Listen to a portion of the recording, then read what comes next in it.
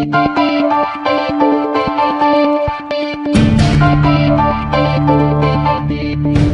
and welcome to A Spirited Debate. I'm Lauren Green. There is growing outrage over a video purportedly showing a mass execution of Ethiopian Christians in Libya by terrorists affiliated with ISIS. In the video released Sunday, Islamic State militants in Libya shot and beheaded groups of captive Ethiopian Christians.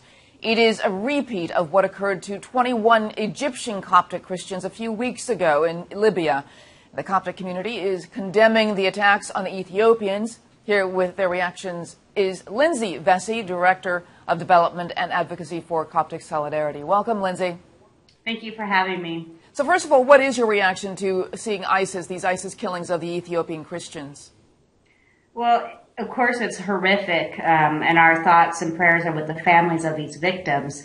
But I have to say, we really aren't that surprised because policy towards ISIS hasn't really changed since the 21 Coptic Christians were killed 2 months ago.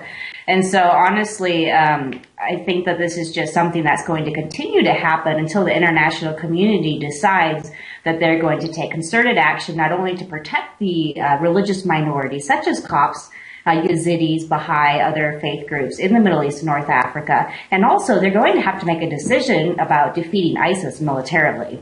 You know, they were reportedly killed for not paying what's called a jizya tax or something. What is that?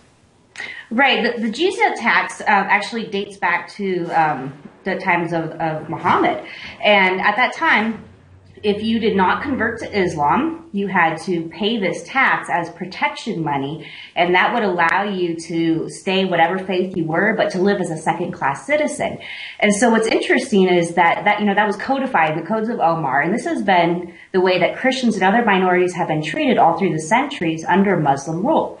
And so the Islamic State is trying to go back to that early type of Sharia law, basically. And so they're saying, if you do not convert to Islam, then you must pay this tax, and it's like a protection money. And so these Ethiopians who were killed, from the best reports that we have gotten, we've been told that they essentially didn't have the money to pay, and so they had to choose convert to Islam or die, and they actually chose death over converting to Islam. You know, would you classify this fight against ISIS as a holy war? Yeah, that's a tough question. I think it depends on who you ask. Coptic Solidarity is a human rights organization. You know, we're not really involved in defining Islam or, in talking about that aspect of it. But I think something that's interesting with the White House statement, we talked, when the 21 Copts were murdered, and the White House refused to acknowledge that they were killed for their faith. This time around, they acknowledged that they were killed for their faith, solely for their faith, it actually said.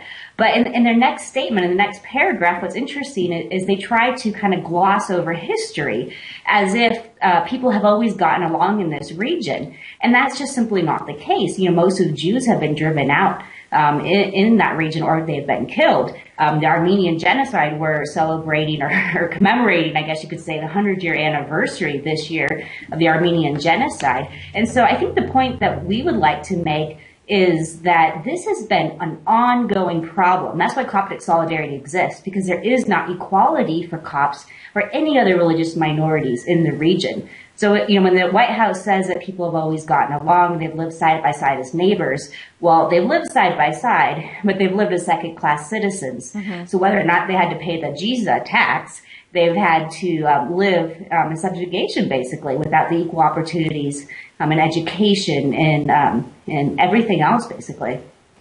How should the U.S. respond? I mean, after the 21 Copts were beheaded, Egypt responded with airstrikes. I mean, is that something that you would want the U.S. to do on behalf of Ethiopia?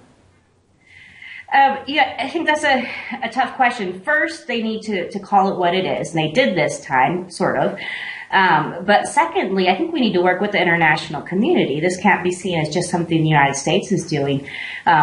We all need to work together, but we do need to take military action because ISIS is not going away. The UN actually recently put out a statement regarding what's happening in Libya, and it says that military defeat is not an option. It needs to be a political solution with all the parties. How is that ever going to happen when you have all of these jihadists in Libya? I mean, it just doesn't even make sense. So I think what we're calling for is we want to see those countries in the region and interested international partners, led by the UN Security Council, come together and actually deal with this in a military fashion and not just seek for diplomatic solutions, because ISIS, they're not going to respond to diplomatic solutions. Yeah. All right. I want to thank you so much, Lindsay Vesey from Coptic Solidarity. Thank you very much for being on A Spirited Debate. Sure. Thank you for having me.